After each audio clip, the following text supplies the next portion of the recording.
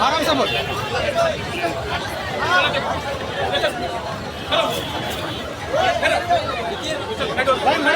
Line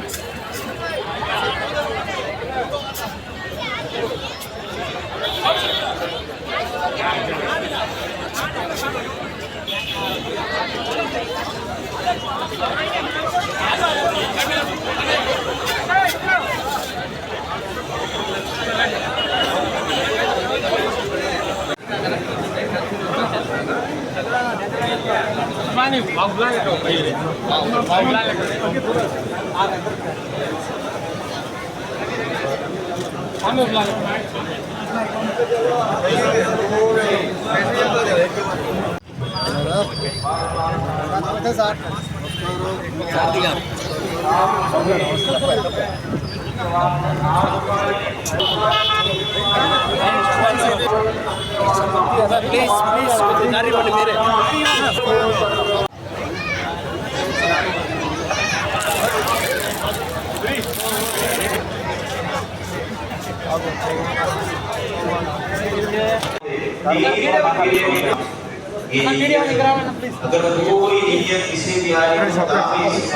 Mangalagiri ప్రజలకు నేను హామీ ఇచ్చాను. చెక్ పెట్టండి, నేను ఆదేశాలు జారీ చేస్తాను జరిగింది. ఓకేనా? హాయిగా ఆన్ ద రికార్డ్ అంటే హాయి కెమెరాలు మనం ఆడుకున్నాం. ఎందుకంటే వైసీపీ తెలుగుదేశం కార్యకర్తలు వైసీపీ కార్యకర్తల మీద దాడులు ఇక్కడ గత 12 రోజులుగా 3 తెలుగుదేశం పార్టీ కార్యకర్తలు వైకాపా పార్టీ చంపింది. దానికి సమాధానం చెప్పమనండి.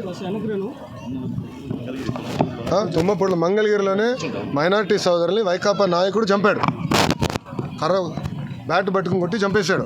వాళ్ళు మా కార్యకర్తలను చంపి ఇప్పుడు ఏ మొహం పెట్టుకుని ప్రశ్న అడుగుతున్నారు? ఏమో ఈరోజు కూడా తాడిపత్రిలో మా కార్యకర్తను చంపేశారు.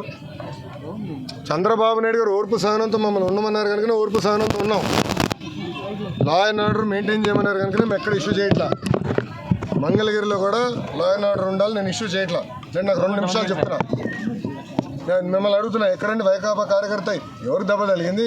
ఎవరిని చంపాం? మేము ఒక్కడి జోలికి వెళ్ళాం. మేము వాళ్ళు 3 మమ్మల్ని చంపి తిప్పి మా పైన ఆరోపణ చేస్తాం కరెక్ట్ కాదు.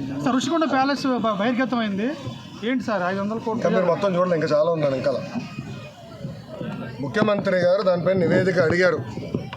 ఎంత ఖర్చు అయింది, దేనికి ఖర్చు పెట్టారు, మొత్తం డీటెయిల్స్ అడిగారు. ఇంకా రావాల్సిన అవసరం ఉంది.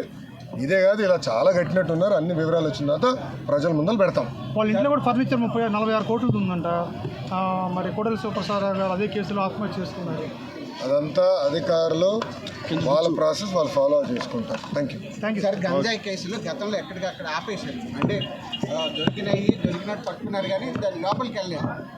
అసలు నేను గంజాయి విషయంలో కఠినంగా వ్యవహరించమని మంగళగిరి నియోజకవర్గంలో ఉన్న పోలీసు సిబ్బందికి నేను ఆదేశాలు జారీ చేశాను.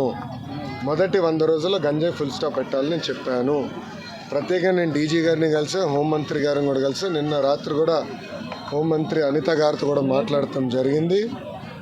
పాదయాత్రలో గంజాయి వల్ల కుటుంబాలు ఎలా నాశనం అయినాయో నేను చూశాను.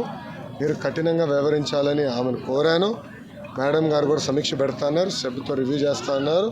ప్రజలందరూ చూస్తారు కదా, మొదటి 100 రోజులు గంజాయికి ఫుల్ స్టాప్ పెట్టే బాధ్యత తెలుగుదేశం, జనసేన, భారతీయ జనతా పార్టీ ప్రభుత్వం తీసుకుంటుంది. మంగళగిరి అభివృద్ధి మీద మీరు ఎలా కట్టుకోండి? మంగళగిరి అభివృద్ధి చాలా హామీలు ఇచ్చారు స్వామి. 10 రోజులు కూడా అవ్వలేదు స్వామి. అది కాదు, మీడియా మిత్రులందరూ వెళ్ళి 10 సంవత్సరాలుగా పనిచేసిన శాసనసభ్యుడిని అడగాలి ఏం చేశారు. 10 రోజులు అవన్నీ లోకేష్ని అడిగితే ఎట్లా ఉంటుంది స్వామి? నాకు 5 సంవత్సరాలు గెలిపించారు. ఫస్ట్ భూములు దశాబ్దాలుగా ప్రజలు నివసిస్తున్న భూముల్ని రెగ్యులరైజ్ చేసి శాశ్వత భూ హక్కు కల్పించాలి. మొదటిగా నేను హామీ ఇచ్చా, దానికి కట్టుబడినా. డ్రైనేజు, రోడ్లు ఏర్పాటు చేయాలని గతంలో నేను హామీ ఇచ్చాను, ఏర్పాటు చేస్తాము. ఇంతేకాకుండా స్వర్ణకారులకి ఇక్కడ గోల్డ్ క్లస్టర్ ఏర్పాటు చేస్తాను, హామీ కట్టుబడినా. దాదాపు ఒక 10 కీలకమైన హామీలు ఇచ్చిన వ్యక్తి మీ లోకేష్.